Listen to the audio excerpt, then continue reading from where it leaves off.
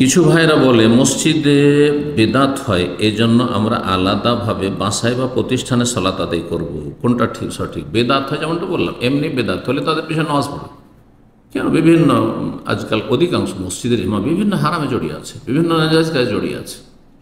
তারা কি তাদের পিছনে নামাজ পড়বেন না? অবশ্যই নামাজ পড়বেন। ঠিক ওই রকমই যারা বিভিন্ন বেদাত করছে তাদের পিছনে সালাত আদায় করবেন। এটি হচ্ছে শরীয়তের বিধান। জি, উম্মতে মুসলিমায় ফাটল ধরানো জায়েজ নয়।